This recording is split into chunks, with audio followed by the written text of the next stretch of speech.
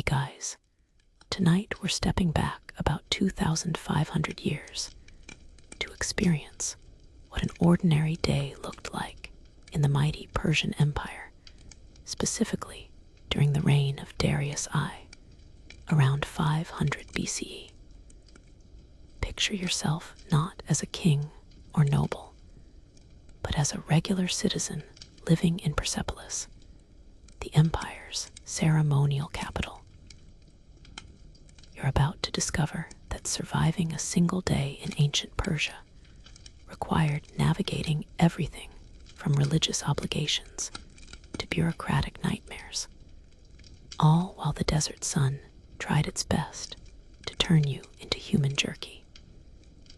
You probably won't survive this without developing a serious appreciation for air conditioning, running water, and the fact that your worst workplace drama doesn't involve being trampled by a royal elephant procession. So before you get comfortable, take a moment to like the video and subscribe, but only if you genuinely enjoy what I do here. And hey, drop a comment letting me know where you're listening from and what time it is. I love seeing how this little community spans the globe. Now, dim the lights, maybe turn on a fan for that soft background hum, and let's ease into tonight's journey together. The first pale light of dawn creeps across the Zagros Mountains, and you're already stirring on your woven reed mat. Sleep wasn't particularly restful anyway. Your neighbor's goats spent half the night bleating about something, probably complaining about the quality of their dinner scraps. But you can't linger in bed because today, like every day, begins with your sacred duty to Ahura Mazda, the wise lord of the Zoroastrian faith that Darius has embraced as the empire's spiritual backbone. You roll off your sleeping mat, your joints protesting against the hard-packed earth floor of your modest home. The walls around you are thick mud brick, designed to keep the interior cool during the day's brutal heat. But right now they're holding onto the night's chill.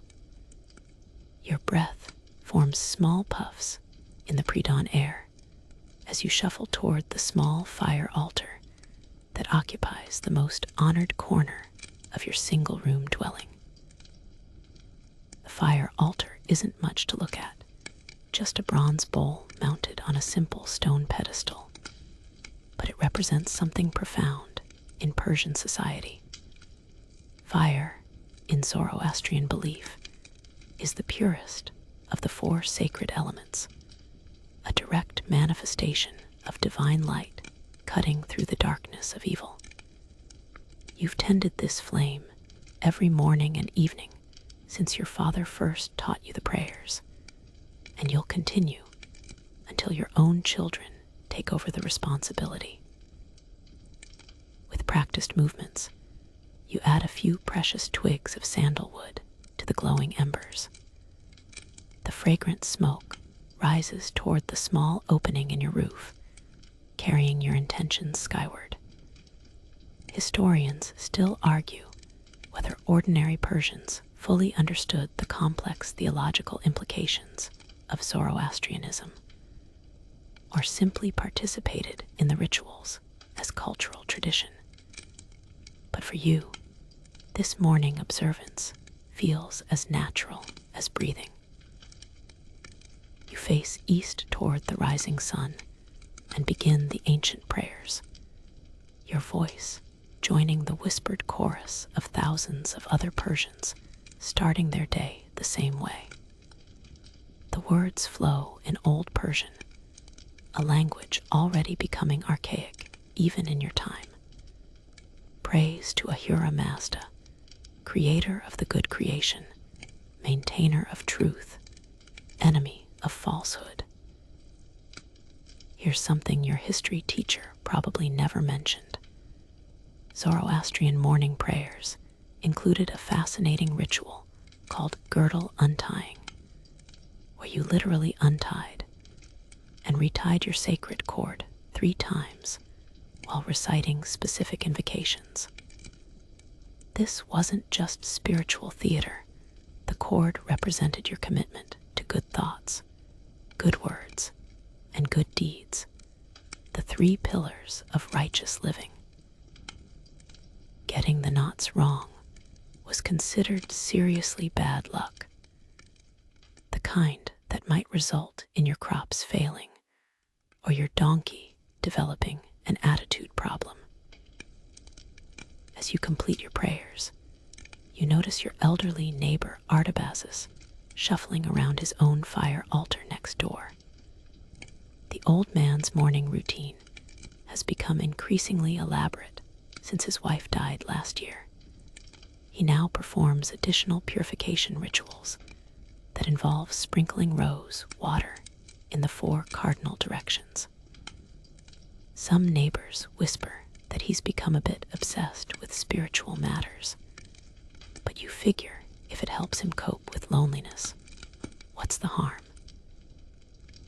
The sun is now a golden disk hovering above the eastern hills, and you can hear the city beginning to stir. Somewhere in the distance, a rooster crows with impressive determination, though you suspect it's the same bird that's been waking up the entire neighborhood for months. Persian roosters, you've noticed, take their jobs very seriously, possibly more seriously than some government officials you could mention. You extinguish the altar fire with a final prayer of gratitude, already thinking ahead to the day's responsibilities. Your work as a minor scribe in the satraps' administrative offices awaits, along with all the usual challenges of navigating Persian society's complex hierarchies and unwritten rules. But first, you need to make yourself presentable for public interaction, which in ancient Persia involved significantly more ritual purification than you might expect. The ceramic water jug by your door holds yesterday's supply from the public fountain, and you pour some into a shallow bronze basin for washing. Persian hygiene standards were actually quite sophisticated for their time. The empire's extensive canal systems meant that even ordinary citizens had relatively reliable access to clean water, though you still boiled it when possible because nobody wanted to deal with the intestinal adventures that came from questionable water sources. You splash the cool water on your face and hands, then work it through your hair with your fingers. Personal grooming in ancient Persia followed strict cultural codes. Men typically wore their hair and beards long but well maintained, while women braided their hair elaborately. Your beard gets a quick combing with a wooden comb carved with protective symbols, a practical tool that doubles as a spiritual safeguard against evil influences. The morning ablutions include washing your feet, which might seem obsessive until you consider that you'll be walking through dusty streets filled with animal droppings, rotting vegetable matter, and various liquids you'd rather not identify. Persian footwear consisted mainly of leather sandals or soft boots, neither of which provided much protection against the urban ecosystem beneath your feet. Here's a detail that might surprise you. Ancient Persians were fanatics about dental hygiene. Archaeological evidence suggests they used twigs from specific trees as toothbrushes, often flavored with mint or other herbs. They also chewed on aromatic seeds after meals, making them possibly the inventors of ancient breath mints. So while you're scrubbing your teeth with a frayed willow twig, you're participating in a hygienic tradition that would make modern dentists proud. Your daily outfit requires some consideration because clothing in Persian society served as a complex social signaling system. As a government scribe, you occupy a respectable middle position, not wealthy enough for silk robes, but definitely above the rough wool tunics of laborers. You pull on a clean linen shirt, followed by a knee-length wool coat dyed a modest brown color. The coat's sleeves are deliberately long, a Persian fashion statement that demonstrated you didn't perform manual labor. Historians still argue whether Persian men wore underwear in the modern sense, but evidence suggests they used linen undergarments, particularly in winter or during long journeys. Your particular undergarment situation this morning involves a linen wrap that's seen better days, but still provides essential comfort and protection.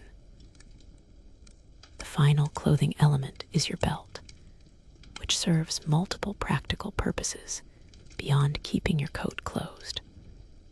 Attached to it are a small bronze knife for eating, a leather pouch for coins, and a clay seal bearing your personal mark for official documents. In Persian society, losing your seal was roughly equivalent to having your identity stolen. All your legal and financial transactions depended on that small piece of carved clay. Breakfast preparation involves lighting a small cooking fire in your home's designated hearth area. Fuel is precious, so you use dried animal dung mixed with straw, a combination that burns slowly and produces decent heat. The smell takes some getting used to, but it's the most practical option in a region where wood is scarce and expensive. Your typical breakfast consists of flatbread, goat cheese, dates, and watered wine. The bread comes from yesterday's baking session, when you and several neighbors shared the cost of using the communal oven. Persian bread was surprisingly sophisticated, often made with different grains and flavored with seeds or herbs. Your particular loaf contains barley and wheat flour with a few precious poppy seeds sprinkled on top. The goat cheese provides essential protein and fat to sustain you through the morning's work. Persian dairy products were generally of high quality because the empire's pastoral traditions emphasized proper animal care. Your cheese comes from Shapur's goat herd, and you know it's fresh because Shapur's wife personally churns it twice a week while singing traditional songs that supposedly improve the flavor. Dates offer quick energy and natural sweetness. Plus they're one of the few foods that actually improve with age. These particular dates came from a merchant caravan last month, and they're still perfectly edible despite their journey from somewhere near Babylon. Persian trade networks meant that even ordinary citizens could occasionally enjoy exotic foods, though usually in small quantities and at significant expense. The watered wine serves as both hydration and mild antiseptic. Straight wine would be considered inappropriate for morning consumption, but diluting it with water made it socially acceptable and potentially safer than drinking water alone. Your wine comes from a local vineyard that produces a decent red variety. Nothing fancy, but reliable and affordable. As you eat, you're mentally preparing for the day ahead, reviewing the administrative tasks waiting at the satrap's office, and considering which route through the city will be least crowded and most pleasant.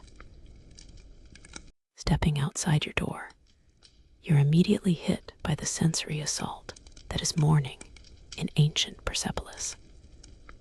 The air carries a complex mixture of aromas: baking bread from the neighborhood ovens, wood smoke from countless hearth fires, the earthy smell of wet clay from the potter's workshop, and underneath it all, the ever-present scent of dust and animal life that defines any pre-industrial city. Your route to the government offices requires navigating through the main bazaar district, a sprawling maze of narrow streets lined with shops, stalls, and workshops.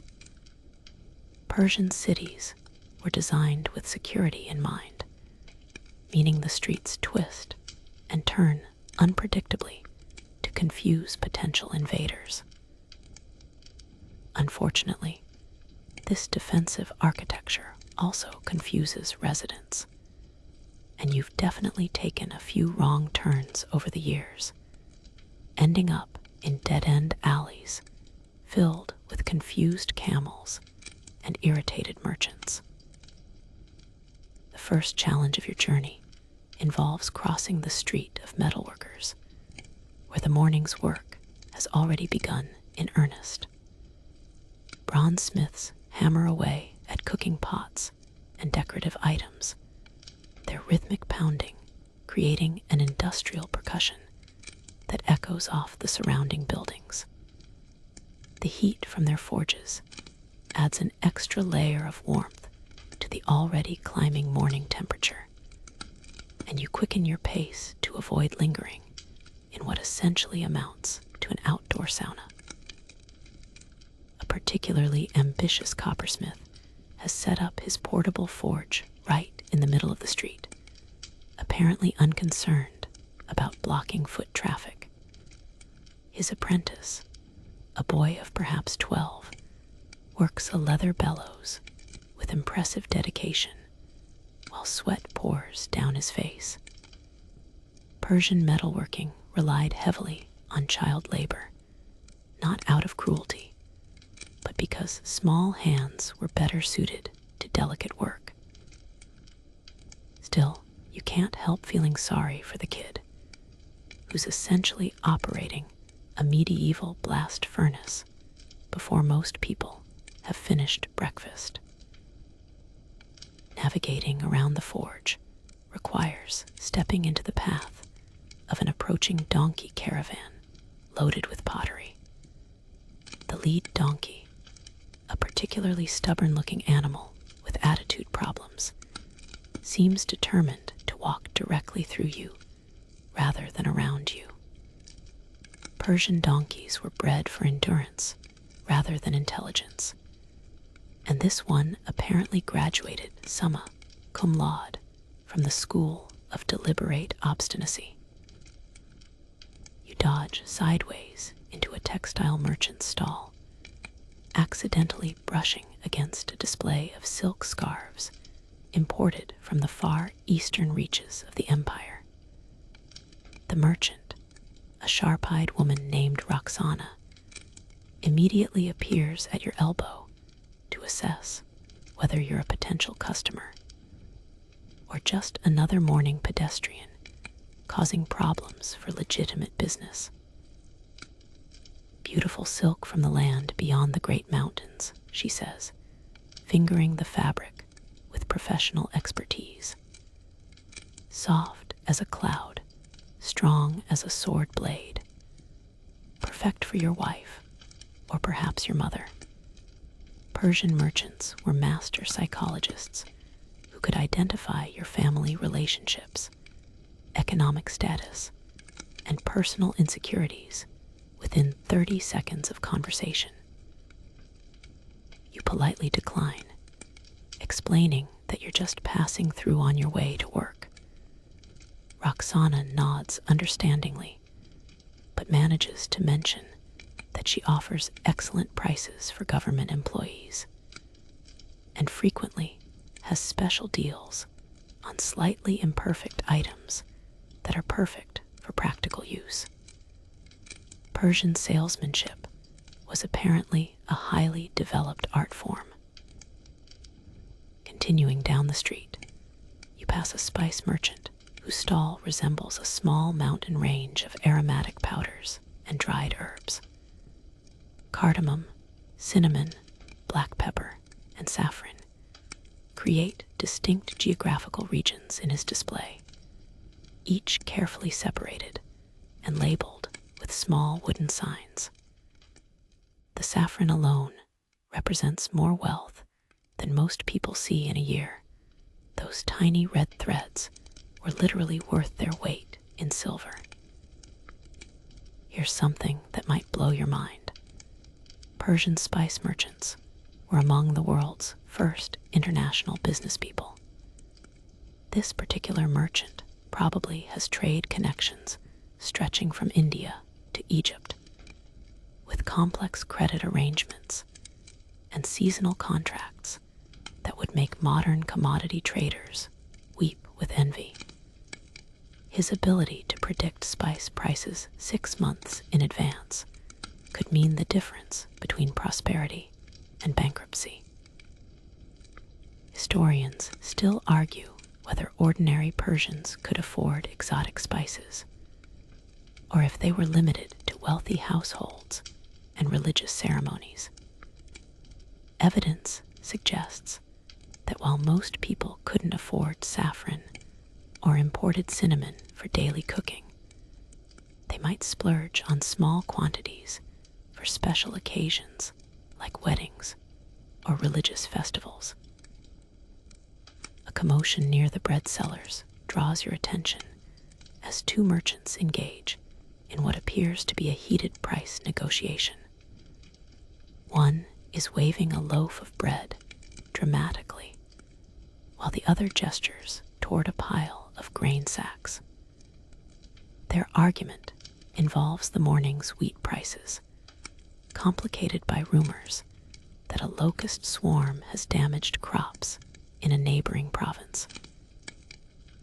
Persian economic life was constantly subject to natural disasters, political upheavals, and the general uncertainty of agricultural existence.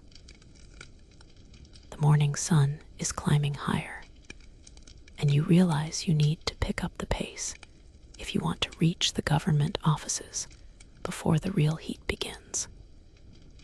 But first, you need to stop at the public fountain to refill your water container for the day ahead. The satrap's administrative complex looms ahead like a miniature version of the great palaces you've heard described by travelers from Persepolis.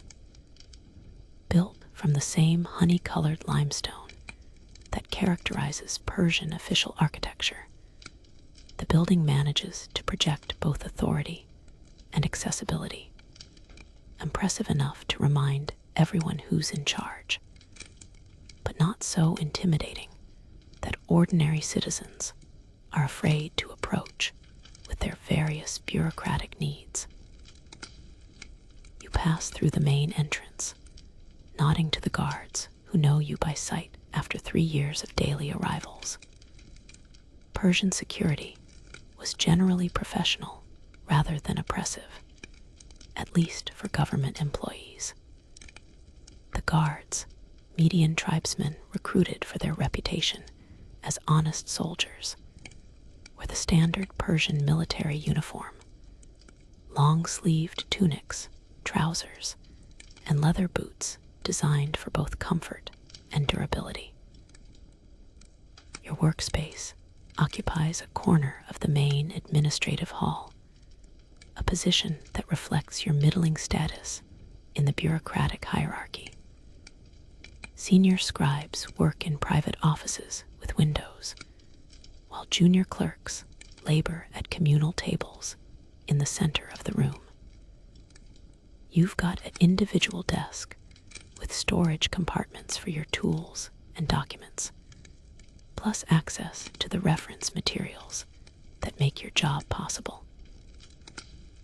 The morning's first task involves reviewing tax assessment records from rural districts in your assigned territory. Persian taxation was surprisingly sophisticated, with different rates for agricultural land, livestock, crafts production, and trade activities. Your job is to identify discrepancies between reported income and assessed taxes, then recommend whether to schedule additional inspections or adjust the tax obligations. Here's where things get interesting. Persian tax records were maintained in cuneiform script on clay tablets, but also translated into Aramaic on papyrus for easier transport and storage. You're fluent in both systems, a skill that makes you valuable, but also means you spend a lot of time squinting at tiny wedge-shaped marks that all start to look the same after a few hours of concentrated work.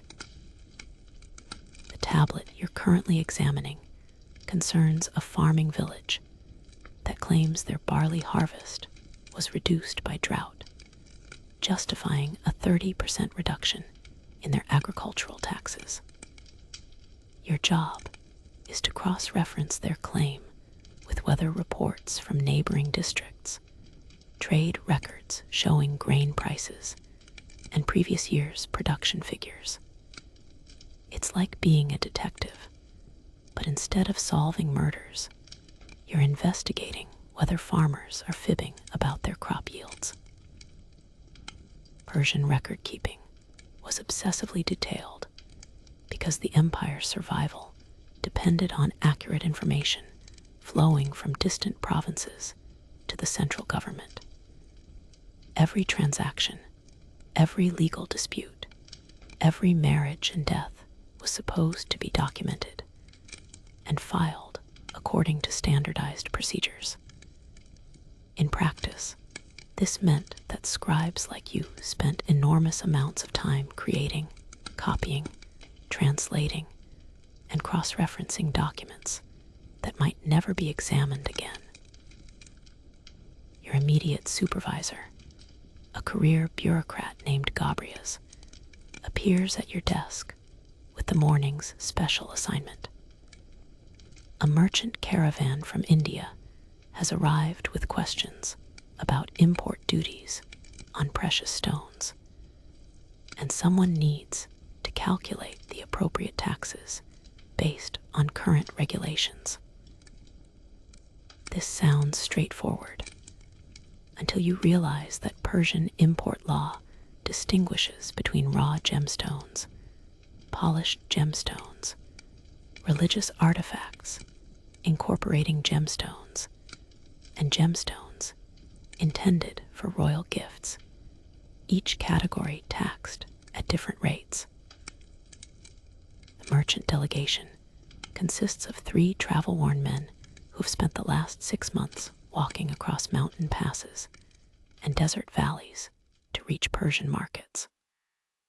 Their leader, a middle-aged Indian named Chandragupta, speaks accented but fluent Persian and carries documentation proving his legitimate trader status. His merchandise includes sapphires, rubies, and pearls, plus some carved ivory pieces that technically fall under luxury goods regulations rather than gemstone rules.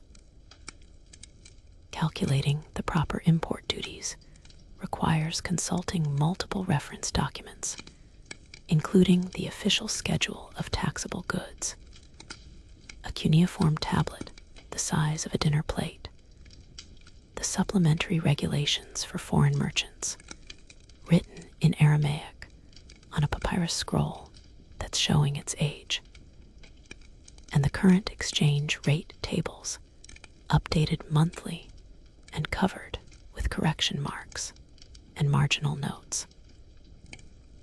Persian mathematics used a sophisticated system based on units of 60, inherited from Babylonian traditions.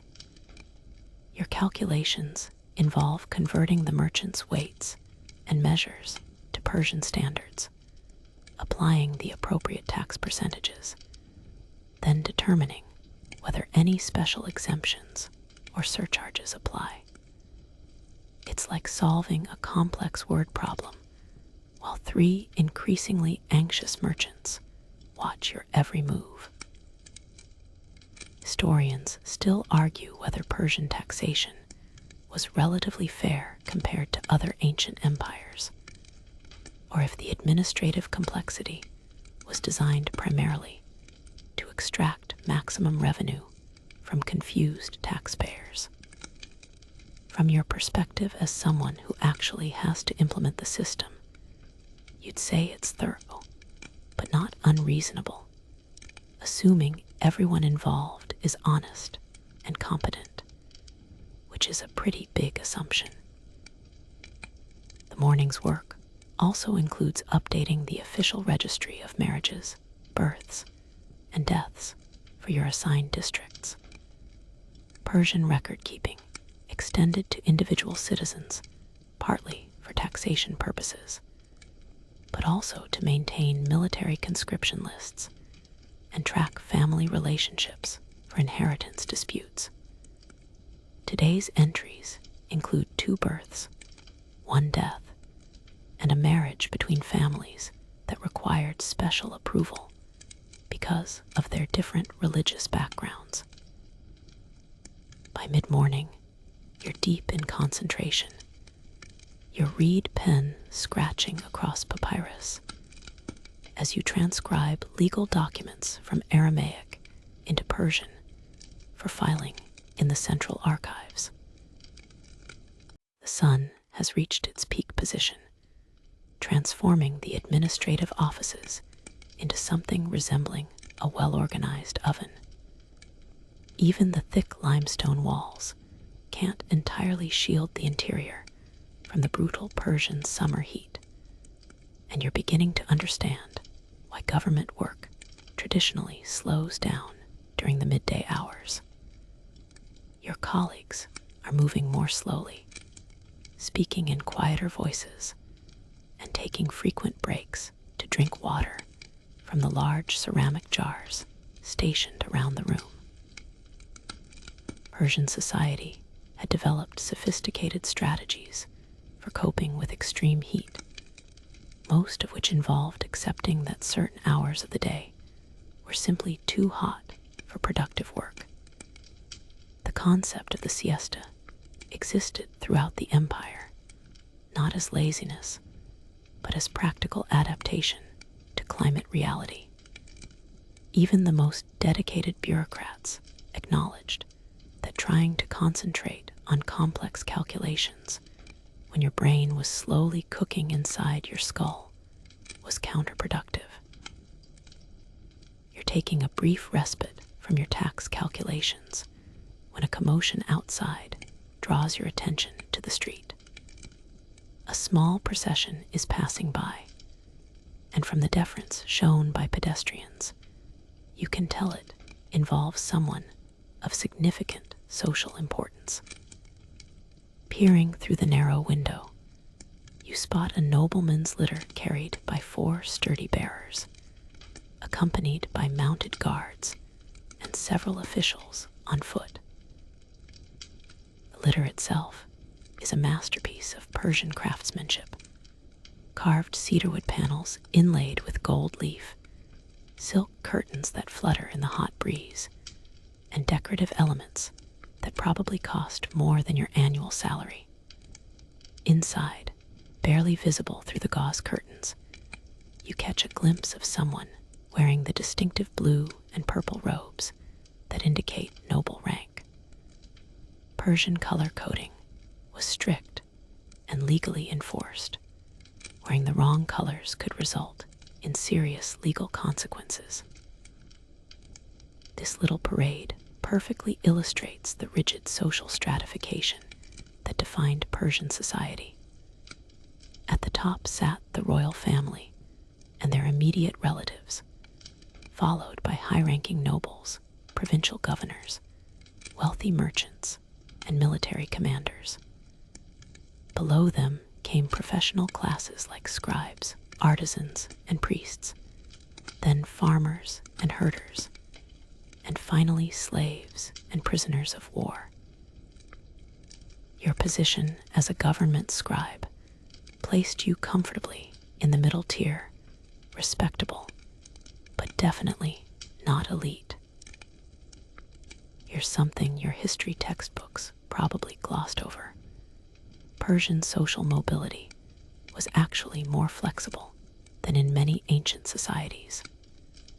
While birth determined your starting position, exceptional service to the empire, military distinction, or business success could elevate your status significantly. The empire needed competent administrators more than it needed rigid tradition, so talented individuals could sometimes climb the social ladder through merit rather than bloodline connections. The nobleman's procession moves on, leaving behind a cloud of dust and the lingering scent of expensive perfumes. Persian nobles doused themselves in aromatic oils and incense, partly for personal comfort, but mainly as another form of status display. If you could afford to smell like roses and frankincense in the middle of a dusty street, you were clearly wealthy enough to deserve respect and deference. Your colleague Darius, not the king, just an unfortunate naming coincidence, returns from his water break with news from the street. Apparently, the nobleman was traveling to inspect construction progress on a new fire temple being built on the city's outskirts. Persian religious architecture required enormous investments of time, materials, and skilled labor, making temple construction projects excellent indicators of local economic prosperity. The conversation turns to working conditions and job security, topics of universal concern among government employees throughout history. Persian bureaucrats enjoyed relatively stable employment compared to merchants or farmers, but political changes could still affect career prospects dramatically. A new satrap might bring his own team of administrators, leaving existing staff scrambling for alternative positions or facing early retirement. Historians still argue whether Persian administrative systems were more merit-based or more influenced by personal connections and political favoritism.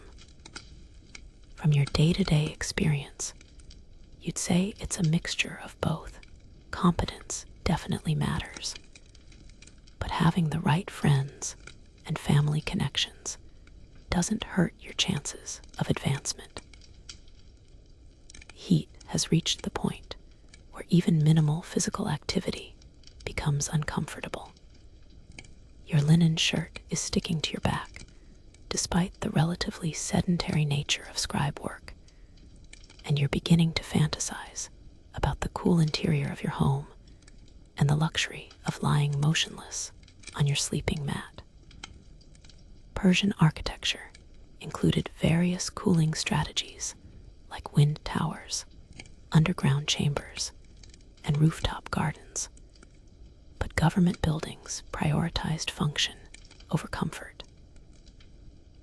A water carrier makes his rounds through the offices, refilling the communal drinking jars from leather bags slung across his shoulders.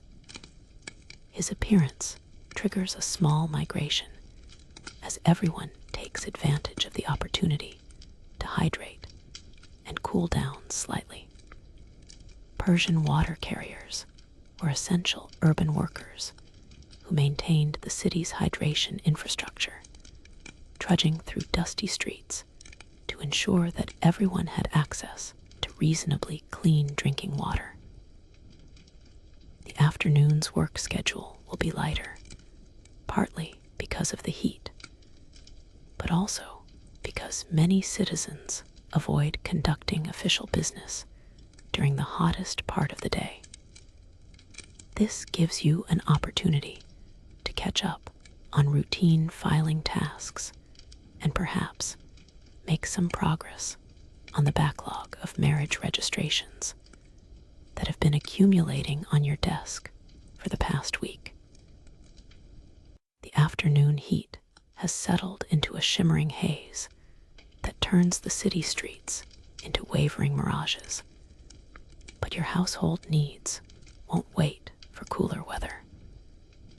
Armed with a mental shopping list and a small leather pouch containing your weekly spending money, you venture into the market district to acquire the necessities that keep domestic life functioning in ancient Persia. The afternoon market has a different character than the morning's bustling commercial energy. Vendors have moved their most perishable goods into whatever shade they can find.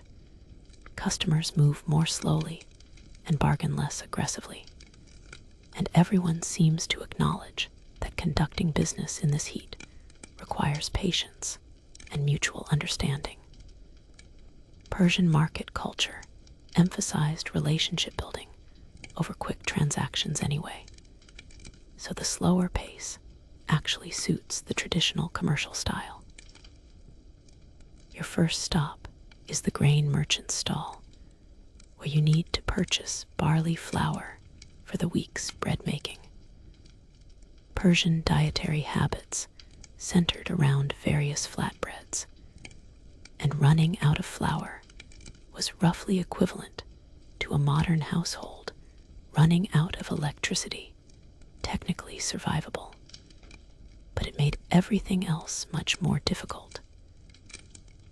The merchant, an elderly man named Artaxerxes, who's been selling grain for longer than you've been alive, greets you with the formal courtesy that Persian business relationships required. May Ahura Mazda grant you prosperity and long life, he says, while gesturing toward his carefully arranged selection of grains.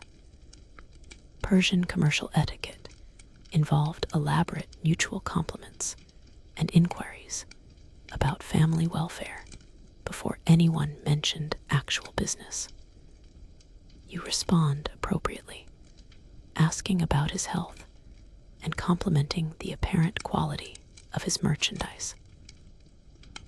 The barley flour negotiation involves examining the grain's color and texture, discussing its origin, allegedly from the fertile valleys north of the capital, and agreeing on a fair price that reflects both current market conditions and your status as a regular customer.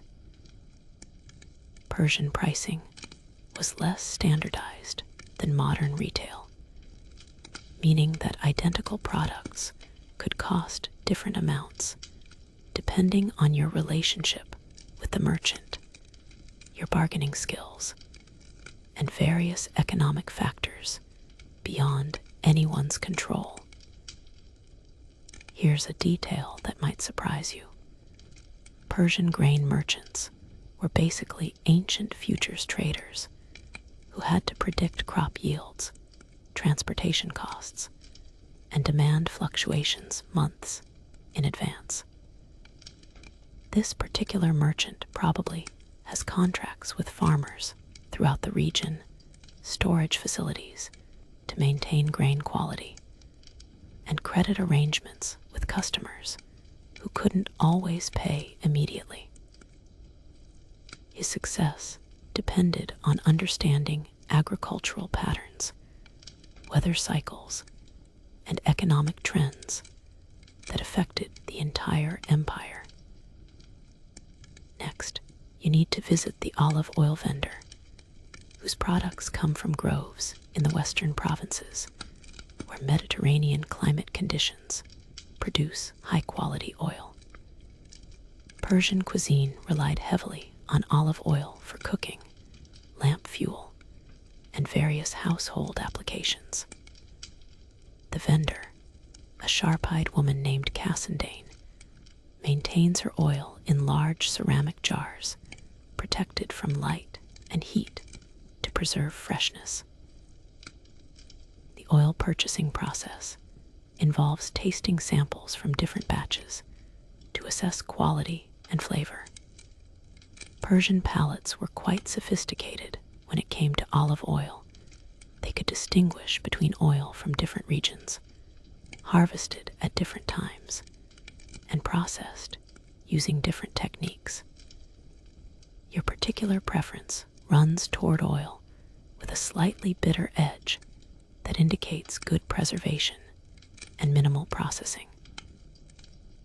While you're sampling oils, a minor crisis erupts nearby as someone's donkey decides to investigate a potter's display of ceramic vessels. The resulting chaos involves a panicked donkey, shouting vendors, scattered pottery shards, and the kind of complicated blame assignment that could turn into a lengthy legal dispute.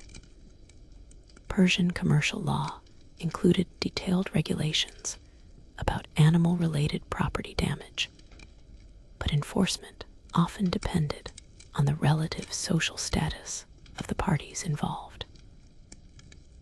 Historians still argue whether Persian markets were generally honest, or if fraud and cheating were common problems for ordinary consumers.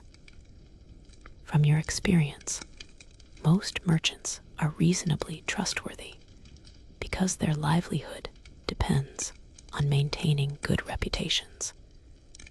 But you've definitely learned to inspect merchandise carefully and avoid vendors who seem evasive about their product's origins. Your shopping continues with a visit to the dried fruit seller, whose stall resembles a colorful mosaic of dates, figs, raisins, and preserved apricots. Persian preservation techniques could keep fruit edible for months, making dried fruit an essential source of nutrition during winter months when fresh produce was scarce. The seller's prices reflect the labor-intensive nature of fruit drying, which required careful timing, appropriate weather conditions, and protection from insects and moisture. The final purchase involves acquiring lamp oil from a merchant who specializes in various types of fuel for household lighting. Persian homes relied primarily on oil lamps for illumination after dark, making lamp oil a necessity rather than a luxury.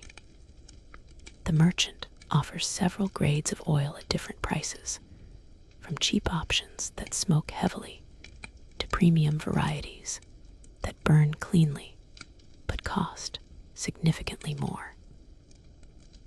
As the afternoon heat begins its gradual retreat toward evening, you join the steady stream of people making their way toward the neighborhood fire temple for the daily sunset observance.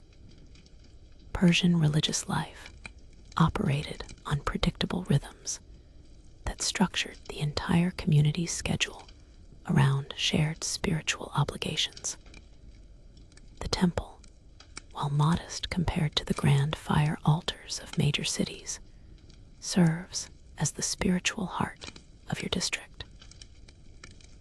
The temple building itself reflects traditional Zoroastrian architectural principles, a simple rectangular structure with thick walls, minimal ornamentation, and a central chamber housing the sacred fire that burns continuously throughout the year. Persian religious architecture emphasized function over decoration, believing that excessive ornamentation distracted from spiritual contemplation. The entrance faces east to honor the daily rebirth of light, and small windows allow natural illumination to supplement the fire's glow. You remove your sandals before entering the temple precinct, following purification customs that prevent contamination of the sacred space. Persian religious law contained detailed regulations about spiritual cleanliness, including prohibitions against entering temples while suffering from certain illnesses after contact with dead animals, or while experiencing various natural bodily functions.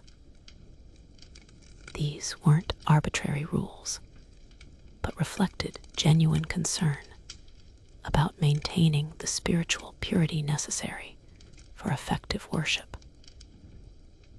Inside the temple, perhaps 30 other worshippers have gathered for the evening ceremony. The group includes neighbors you recognize, unfamiliar faces from other parts of the city, and a few travelers whose dusty clothes suggest recent arrival from distant provinces. Persian religious observance was remarkably inclusive. Anyone who followed basic purification protocols could participate regardless of their social status, ethnic background, or specific theological beliefs.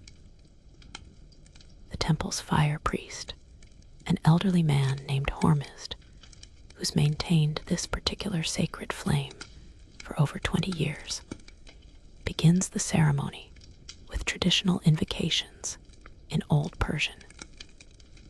His voice carries the authority of someone who's performed these rituals thousands of times, but also the warmth of someone who genuinely believes in their spiritual importance. Persian fire priests underwent years of training in scripture, ritual procedures, and the complex theological concepts underlying Zoroastrian practice. Here's something that might fascinate you. Persian fire temples maintained their sacred flames using specific types of wood arranged in precise patterns, with different combinations for different seasons and ceremonial purposes. The fire you're watching has been burning continuously for decades, tended day and night by a succession of priests who considered its preservation a sacred trust. Allowing a temple fire to die out was considered a spiritual catastrophe that required elaborate purification ceremonies to remedy. The evening ceremony includes communal recitation of the Asham Vohu, one of the most important Zoroastrian prayers that affirms the triumph of truth over falsehood. Your voice joins the others in the ancient words, "Righteousness is the best good. It is happiness to him who is righteous for the sake of the best righteousness." The prayer's repetitive structure and familiar rhythm create a meditative atmosphere that helps participants focus on spiritual rather than worldly concerns. Persian religious practice emphasized individual moral responsibility rather than collective salvation.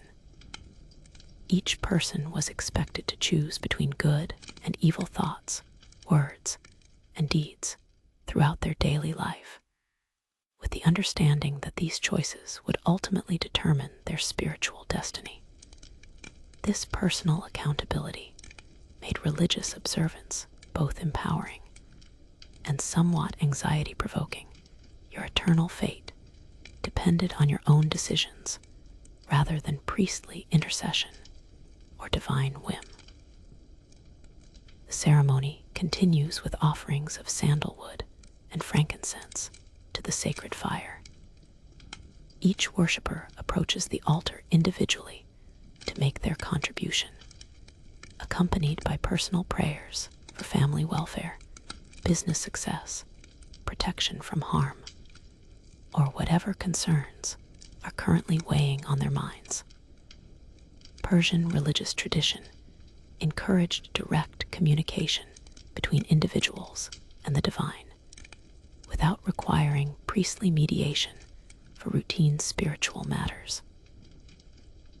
Historians still argue whether ordinary Persians fully understood the sophisticated theological concepts underlying Zoroastrianism, or participated primarily for social and cultural reasons. From your perspective as a regular worshiper, the distinction seems less important than the sense of community, spiritual continuity, and moral guidance that religious observance provides in daily life. Following the formal ceremony, you linger in the temple courtyard for informal conversation with other participants. These social interactions serve important functions beyond mere socializing. They're opportunities to exchange information about community events, discuss business opportunities, share news from distant regions, and maintain the personal relationships that make urban life manageable. One conversation involves a merchant recently returned from Babylon who reports on political developments in the western provinces. Another focuses on local concerns about water supply problems that might affect the upcoming harvest season. A third discusses marriage negotiations between two prominent families, complete with speculation about dowry arrangements and the potential political implications of the alliance. The sun is now approaching the horizon, painting the sky in shades of orange and purple that seem to reflect the sacred fire's glow across the heavens. Persian religious thought saw strong connections between earthly and celestial fires, viewing sunset as a daily reminder of the cosmic struggle between light and darkness that defined human existence. Returning home as the first stars appear in the darkening sky, you're greeted by the familiar sounds and smells of evening meal preparation. Your extended household, which includes your wife, 2 children, your elderly mother, and occasionally your brother's family when they visit from their farm outside the city, has transformed your modest home into a bustling center of domestic activity. Your wife Gulnar has already begun preparing the evening's main dish, a traditional Persian stew that requires hours of slow cooking to achieve the proper consistency and flavor. The large bronze pot suspended over the cooking fire contains lamb, onions, dried fruits, and an assortment of spices that fill the air with rich, complex aromas.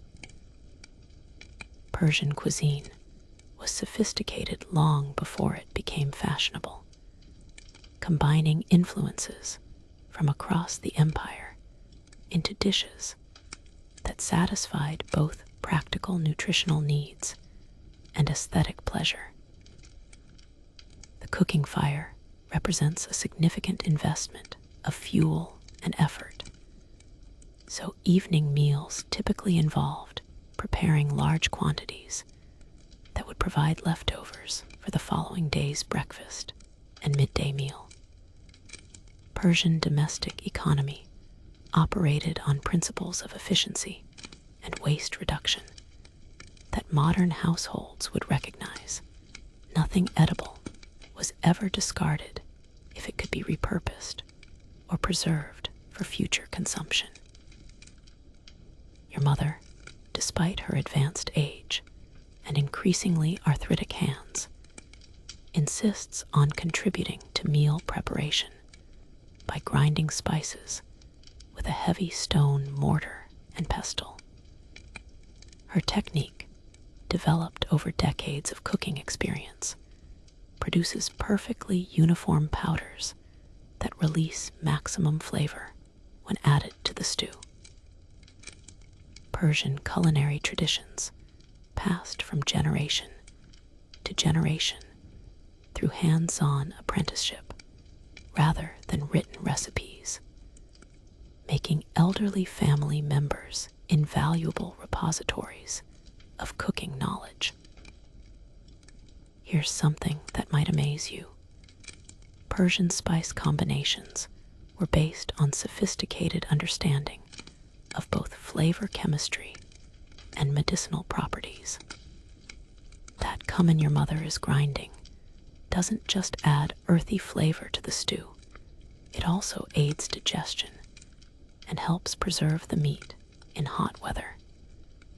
The cinnamon contributes sweetness and warmth while providing natural antibacterial properties.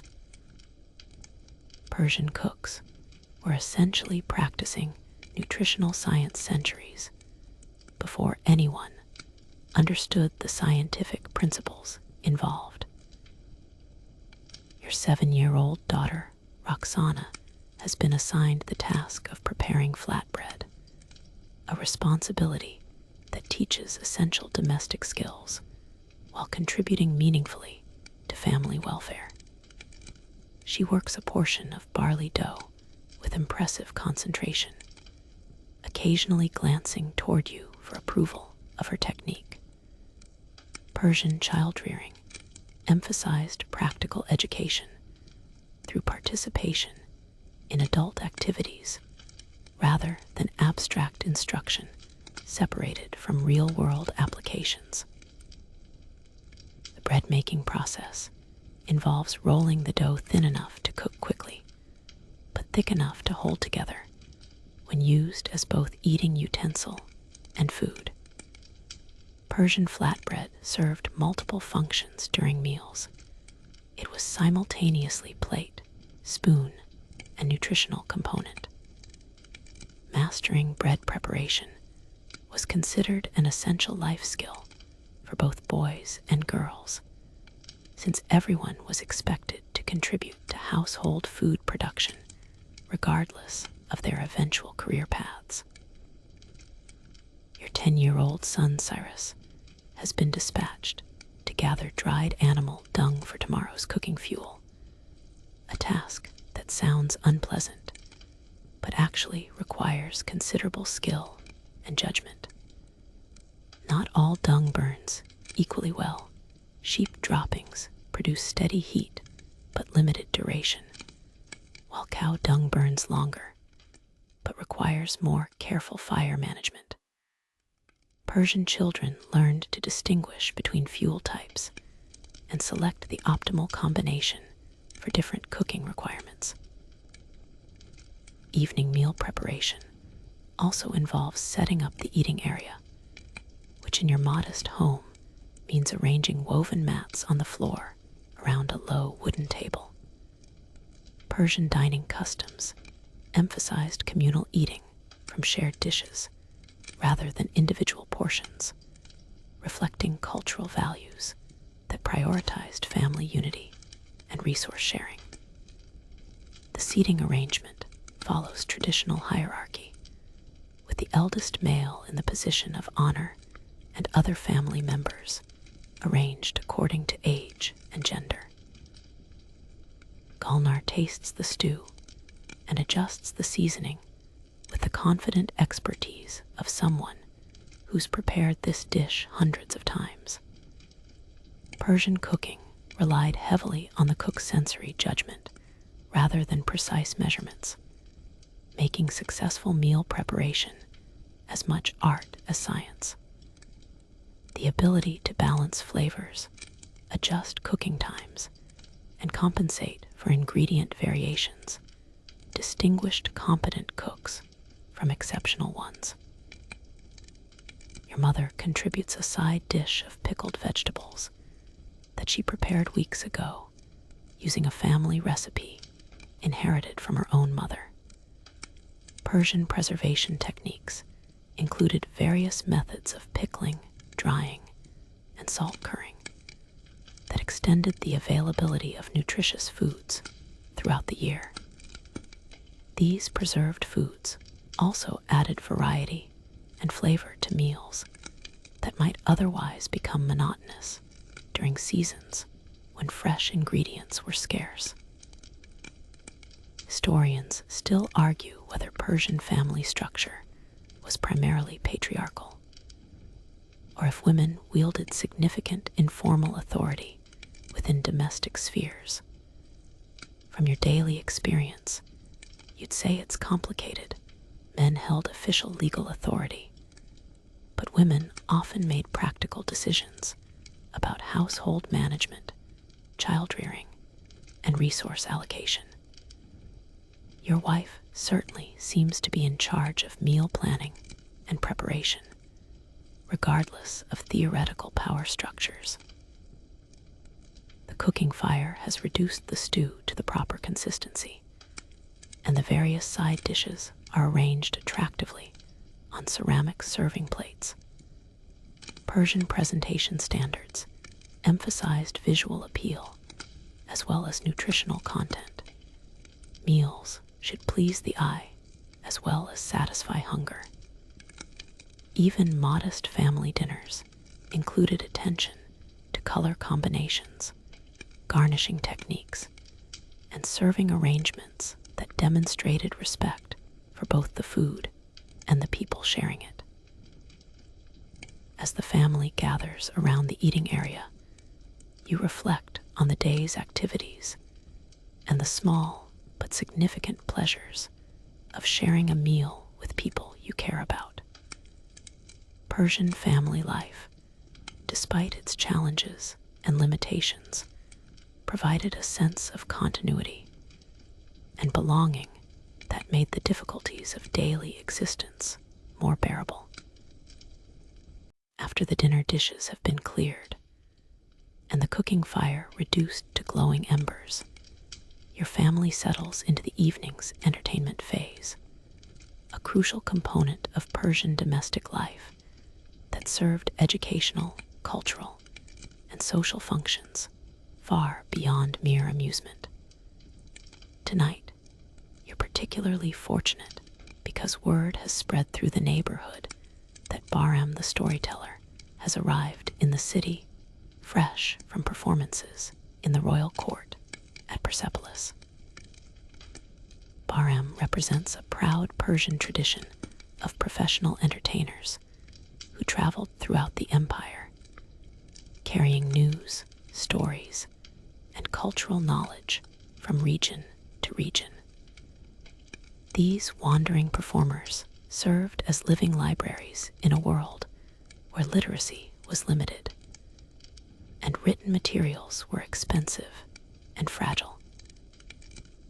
A skilled storyteller could recite epic poems, historical chronicles, religious parables, and contemporary gossip with equal facility, adapting their material to suit different audiences and occasions.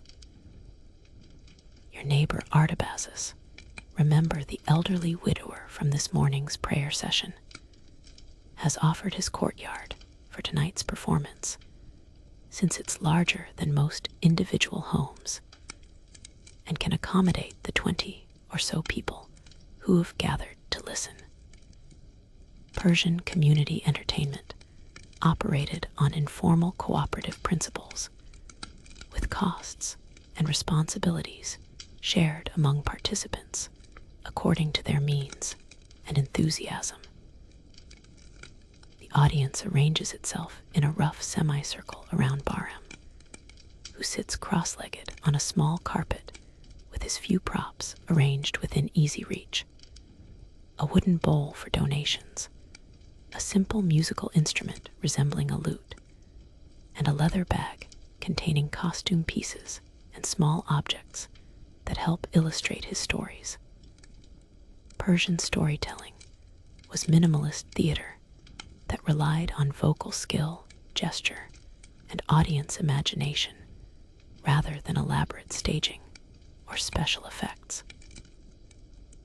Bahram begins the evening with traditional opening formulas that establish his credentials and invoke divine blessing on the performance. In the name of Ahura Mazda, creator of wisdom and light, I bring you tales from the far corners of the earth, stories that have traveled from the courts of kings to the fires of humble homes, carrying truth and wonder to all who have ears to hear. His first story concerns the legendary hero Rostam and his 7 trials, an epic adventure that combines supernatural elements with recognizable human emotions and moral dilemmas.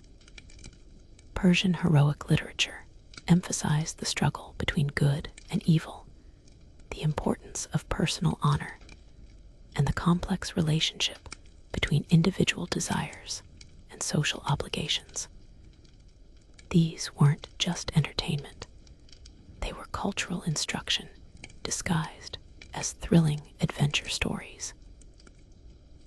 Here's something that might surprise you. Persian storytellers like Bahram were essentially one-man universities who preserved and transmitted enormous amounts of cultural knowledge. Tonight's performance will probably include historical information about past kings and battles, geographical details about distant provinces, religious teachings embedded in allegorical tales, and social commentary disguised as humor. Your children are receiving an education that combines entertainment with practical knowledge about their world. The Rostam story unfolds with impressive dramatic flair as Bahram modulates his voice to distinguish between different characters, uses gestures to illustrate action sequences, and occasionally plucks his instrument to provide musical accompaniment for particularly emotional moments. Persian performance tradition valued versatility. A good storyteller was simultaneously actor, musician, historian, and moral instructor. Your daughter Roxana listens with rapt attention, occasionally gasping at dramatic moments or whispering questions about unfamiliar references. Persian children's education relied heavily on oral tradition, making storytelling sessions important opportunities to absorb cultural values, historical knowledge, and language skills. The stories they hear tonight will likely influence their thinking for years to come. Between major narrative segments, Bahram intersperses shorter tales, riddles, and humorous anecdotes that keep the audience engaged while providing variety in tone and content. One particularly entertaining interlude involves a clever merchant who outwits a series of increasingly ridiculous officials through verbal dexterity and strategic flattery. Persian humor often focused on the absurdities of bureaucracy and social pretension. Apparently, making fun of government inefficiency is a universal human constant. The evening's entertainment also includes audience participation segments where Bahram invites listeners to contribute their own stories, jokes, or observations. Your neighbor contributes a humorous account of his recent difficulties with a stubborn goat, while Gulnar shares a recipe for a medicinal tea that supposedly cures headaches. Persian community gatherings valued shared knowledge and collective participation rather than passive consumption of professional entertainment. Historians still argue whether Persian oral literature preserved authentic ancient traditions, or if storytellers freely invented material to suit contemporary tastes and political circumstances. From your perspective as an audience member, the distinction seems less important than the story's ability to provide meaning, instruction, and pleasure in daily life.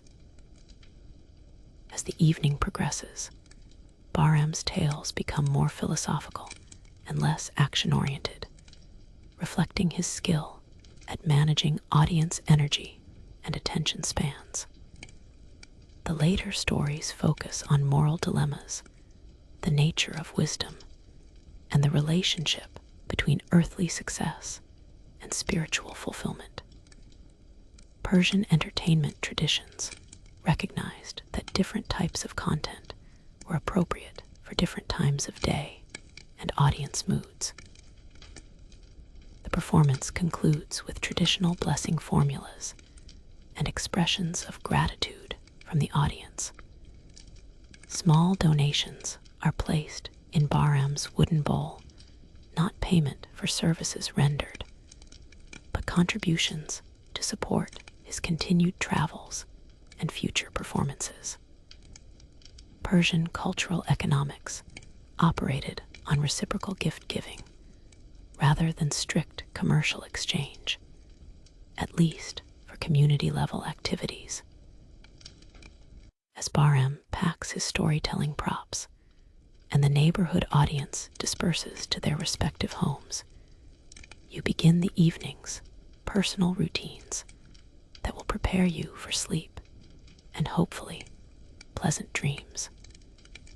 Persian nighttime customs involved both practical preparations for comfort and safety, plus spiritual observances designed to ensure divine protection during the vulnerable hours of darkness.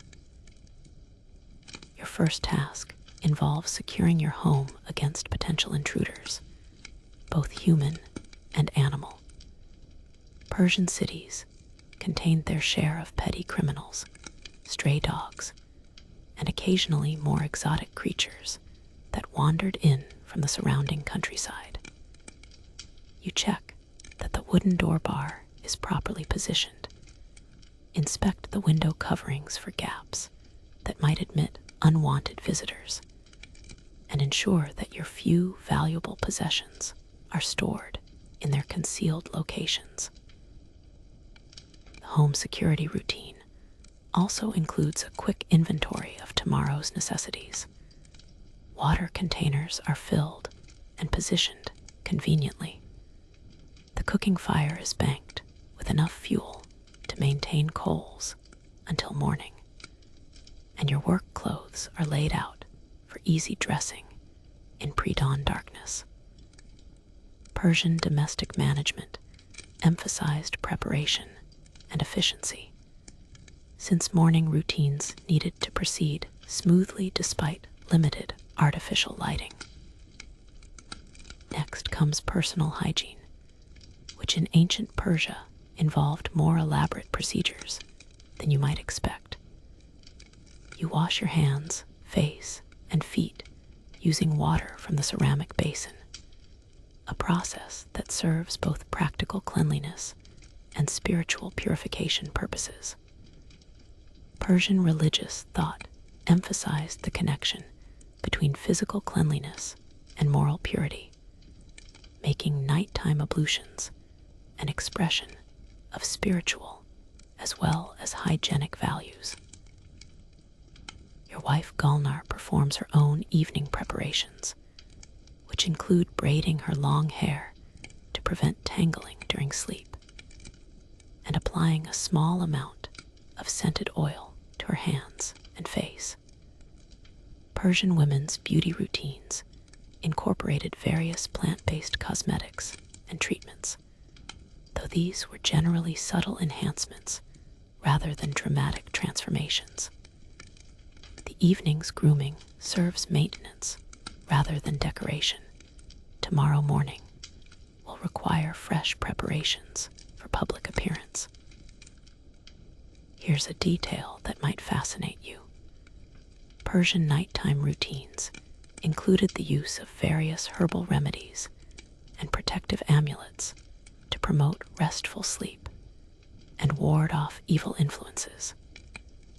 Tonight, you're placing a small iron disc inscribed with protective symbols under your sleeping mat, while Gulnar prepares a mild tea from chamomile and mint that supposedly encourages pleasant dreams. Persian folk medicine blended practical knowledge about plant properties with spiritual beliefs about supernatural threats. The children's bedtime routine requires more supervision and involves its own set of customs and precautions.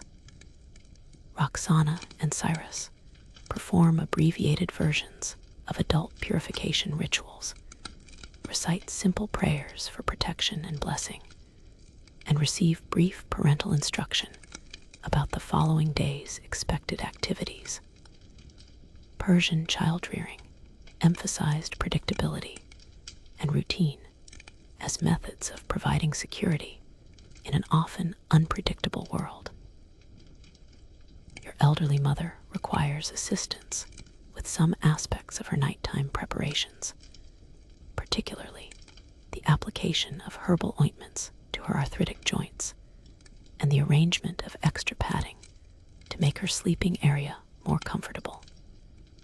Persian family structures included strong obligations to care for aging relatives, both from practical necessity and moral conviction.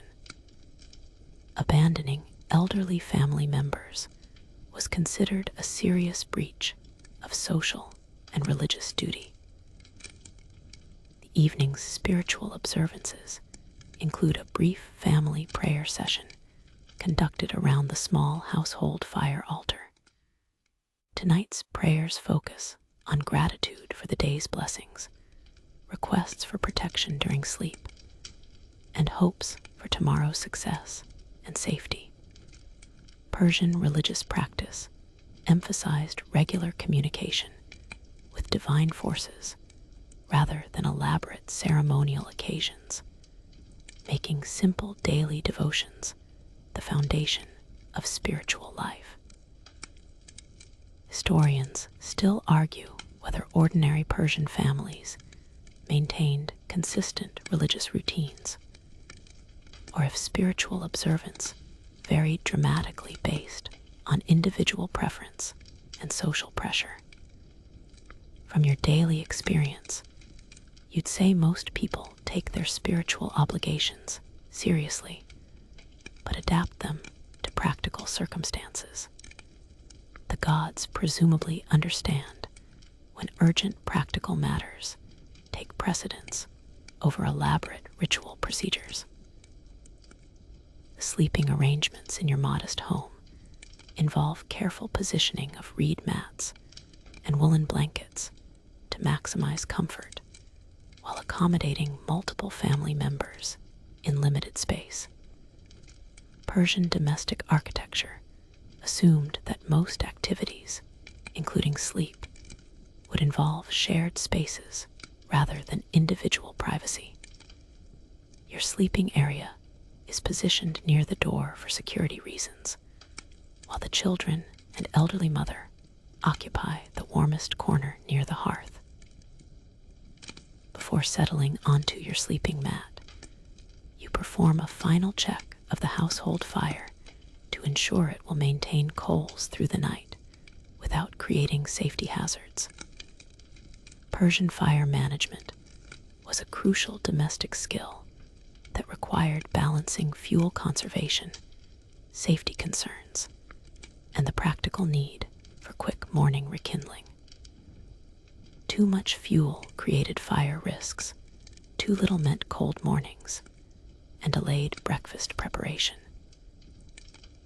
The last conscious activity involves a personal inventory of the day's accomplishments, mistakes, and lessons learned. Persian moral philosophy emphasized self-examination and continuous improvement, making bedtime reflection a regular practice for thoughtful individuals.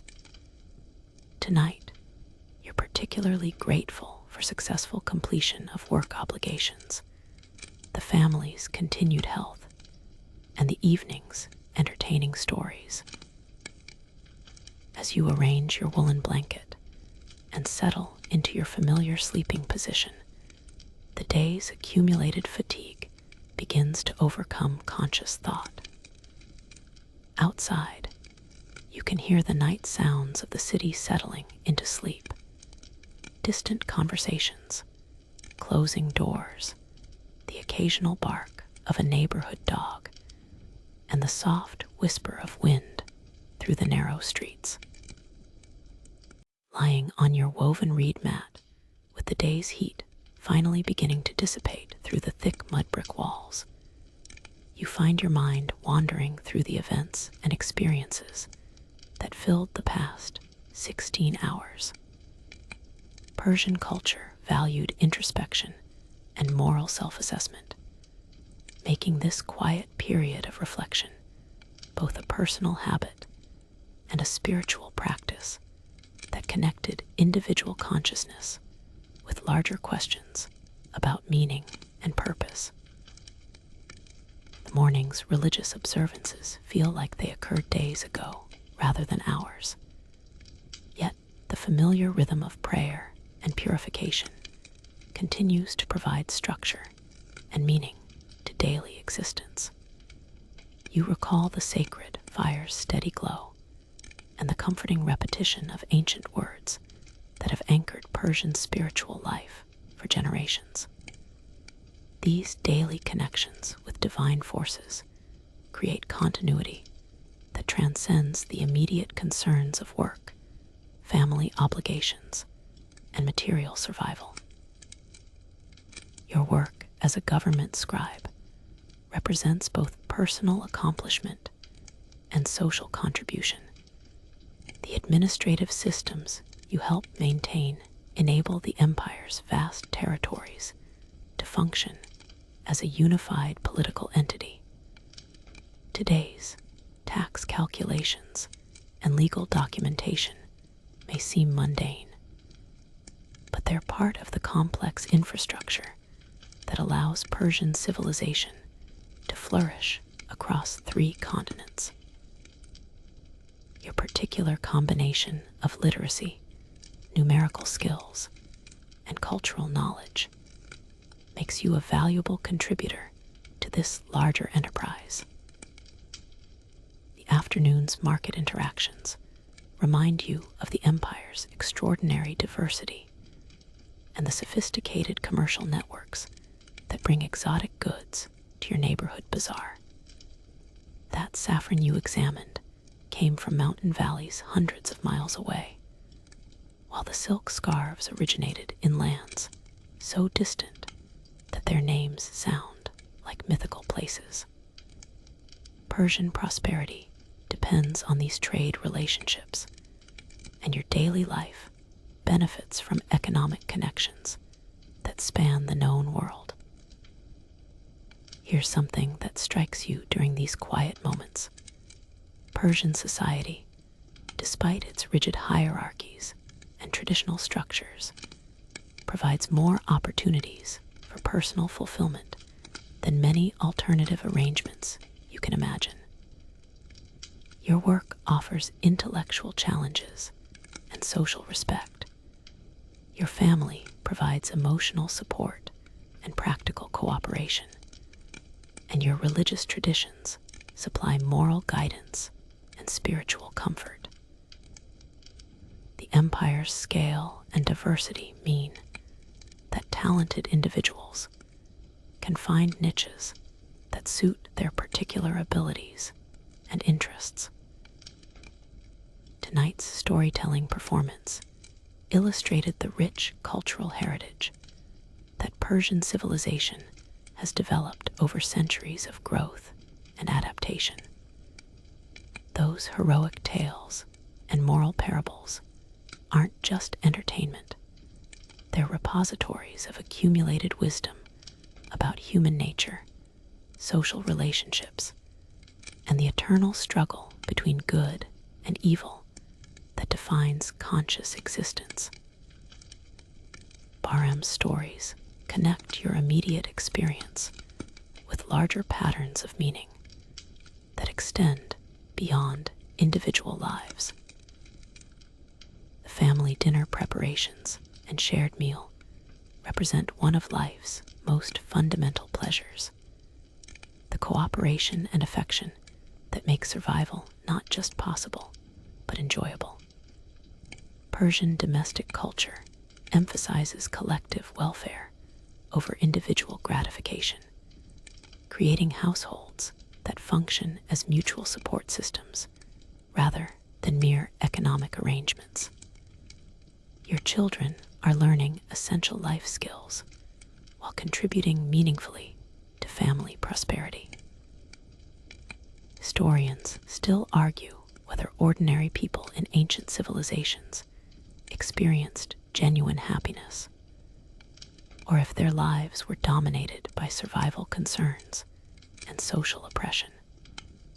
From your personal perspective, you'd say that Persian society provides sufficient security, opportunity, and cultural richness to allow for genuine satisfaction and fulfillment, assuming you can adapt to the limitations and challenges that define everyone's circumstances.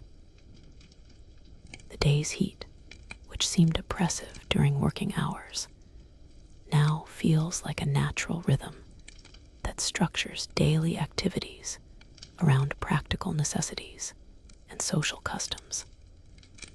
Persian adaptation to desert climate conditions has created lifestyle patterns that maximize comfort and productivity while acknowledging environmental realities that can't be changed through human effort.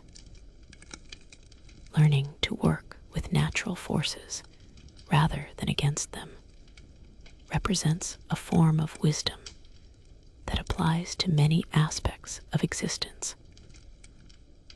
Your elderly mother's continued presence in the household provides both practical benefits and emotional continuity that connect current daily life with family history and cultural traditions. Her knowledge of cooking techniques, herbal remedies, and social customs represents accumulated wisdom that can't be replaced once lost. Persian respect for elderly family members reflects understanding that individual knowledge and experience contribute to collective survival and prosperity. The neighborhood's informal cooperation during tonight's storytelling session demonstrates the social bonds that make urban life manageable and pleasant. Persian community structures operate on principles of reciprocal assistance and shared responsibility that create networks of mutual support, extending beyond immediate family relationships. These social connections provide security against individual misfortune and opportunities for collective celebration of life's pleasures. As sleep begins to claim your consciousness, you're aware of feeling genuinely grateful for the day's experiences and cautiously optimistic about tomorrow's possibilities. Persian philosophy emphasizes the importance of choosing good thoughts, good words, and good deeds as methods of contributing to the cosmic struggle between truth and falsehood. Your daily decisions and actions, however modest they might seem, participate in this larger moral enterprise. The familiar sounds of your sleeping family, gentle breathing, occasional shifts in position, your mother's soft snoring, create an atmosphere of security and belonging that makes individual vulnerabilities seem less threatening. Persian domestic life, despite its limitations and challenges, provides the emotional foundation that makes broader social participation possible and meaningful. transition from conscious reflection to the mysterious realm of sleep happens gradually, like sinking into warm water that slowly covers your awareness with layers of increasing darkness and decreasing connection to immediate surroundings. Persian understanding of sleep emphasized its spiritual dimensions. The nightly journey into unconsciousness was seen as a temporary separation of soul from body that provided opportunities for divine communication and prophetic insight. Your breathing deepens and slows as the day's accumulated tensions release their hold on your physical form. The reed mat beneath you, which felt somewhat scratchy and insufficient earlier, now seems perfectly molded to your body's contours. The woolen blanket's weight provides gentle pressure that enhances the sensation of security and comfort. Persian sleeping arrangements, while simple by modern standards, were designed with careful attention to practical comfort and spiritual protection. The night sounds of ancient Persepolis create a subtle auditory landscape that accompanies your descent into sleep. The distant murmur of conversations from homes where other families are completing their own evening routines, the soft scuffling of small animals moving through the narrow streets, the occasional creak of wooden doors and shutters adjusting to temperature changes, and underneath it all, the barely perceptible whisper of desert wind carrying scents and sounds from the vast wilderness beyond the city walls. Dream consciousness begins to blend with fading awareness of physical surroundings as your mind constructs the strange narratives that occupy sleeping hours. Tonight's dreams might include elements from the day's experiences. Perhaps you'll find yourself back in the government offices, struggling with impossible tax calculations, while giant cuneiform tablets multiply around your desk. Or maybe you'll dream of Bahram's heroic stories, seeing yourself as Rostam facing supernatural challenges that require both physical courage and moral wisdom. Persian dream interpretation was a sophisticated practice that recognized different types of dreams and their various meanings. Some dreams were believed to be divine messages, requiring careful analysis and appropriate response. Others represented the mind's natural processing of daily experiences and concerns. Still, others were thought to be tests or temptations sent by evil spirits to lead the dreamer astray from righteous paths. Here's something that might intrigue you. Persian sleeping customs included various protective measures designed to ensure pleasant dreams and guard against nightmare influences. The iron disc under your mat isn't just superstition. It represents a practical psychology that recognizes the connection between feeling secure and actually sleeping well. Mental comfort contributes to physical rest, regardless of whether supernatural threats are literally real. Your family's presence in the shared sleeping space provides unconscious reassurance that enhances sleep quality through simple proximity to people you trust and care about. Persian domestic architecture assumed that isolation during vulnerable sleeping hours was undesirable and potentially dangerous. The gentle sounds of other people breathing create a rhythm that helps regulate your own transition into deeper sleep states. Historians still argue whether ancient peoples experienced the same types of dreams that modern individuals report, or if cultural differences in daily experience and belief systems created fundamentally different sleeping consciousness. From your perspective as someone actually experiencing Persian dream life, you'd probably say that basic human emotions and concerns translate into similar dream themes regardless of historical period: anxiety about work responsibilities, concern for family welfare, memories of pleasant social interactions, and various wish fulfillment fantasies. As sleep deepens, conscious control over mental activity diminishes, allowing the mind to explore associations and possibilities that waking logic might reject as impractical or inappropriate. Tonight, you might dream of traveling to distant provinces of the empire, meeting exotic peoples, and seeing wondrous sights that your actual circumstances make unlikely.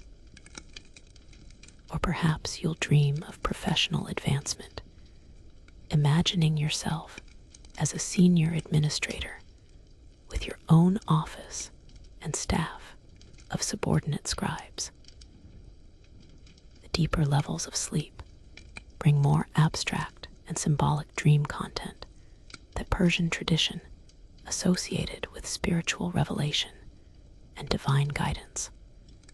These dreams might include conversations with deceased relatives, encounters with supernatural beings, or visions of future events that require careful interpretation upon waking.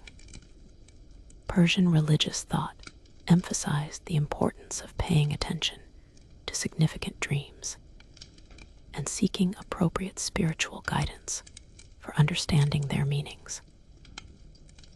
Physical comfort contributes to dream quality as your body settles into the sleeping position that experience has taught you works best for sustained rest. The gradual cooling of air temperature as night progresses provides optimal conditions for deep sleep, while the familiar textures and scents of your home environment signal safety to unconscious awareness. Persian sleeping arrangements prioritize these comfort factors within the constraints of modest economic circumstances. The night's sleep will restore both physical energy and mental clarity necessary for tomorrow's activities and challenges. Persian understanding of rest emphasized its essential role in maintaining the balance between spiritual and material aspects of human existence. Adequate sleep wasn't considered luxury, but necessity for ethical behavior, effective work performance, and appropriate family relationships. Now, as the deepest part of night settles over the ancient city, your consciousness drifts further from waking concerns and deeper into the mysterious realm where time moves differently, and ordinary rules of cause and effect give way to the strange logic of dreams. The day that began with fire prayers and morning ablutions has reached its natural conclusion in the peaceful surrender to sleep's restorative darkness. Your breathing becomes barely audible, matching the rhythm of desert winds that have blown across these mountains and valleys for thousands of years before your birth, and will continue long after your individual story concludes. The night embraces you with the same gentle darkness that has welcomed countless generations of Persian sleepers, each carrying their own hopes and fears into the universal experience of dreams. In this quiet space between consciousness and unconsciousness, between today's completed story and tomorrow's unwritten possibilities, You rest in the knowledge that you've lived this day well according to the values and opportunities available to you. The morning will bring new challenges and fresh possibilities. But for now, there's only the soft darkness of sleep and the peaceful certainty that you belong to something larger and more enduring than individual existence. The ancient Persian Empire sleeps around you, from the humblest farmers in distant villages to the great king himself in his palace chambers, all of them surrendering to the same nightly rhythm that connects human experience across every boundary of class, geography, and time. In sleep, as in few other experiences, the fundamental unity of human existence reveals itself beneath the surface complexity of daily life and social structures. Sweet dreams, traveler in time. Rest well in this moment of connection with ancestors whose struggles and satisfactions, fears and hopes were perhaps not so different from your own. Tomorrow's dawn will bring you back to your own century and circumstances, but tonight you've shared the universal human experience of seeking meaning, security, and peace in a world that offers all three to those patient and wise enough to recognize them.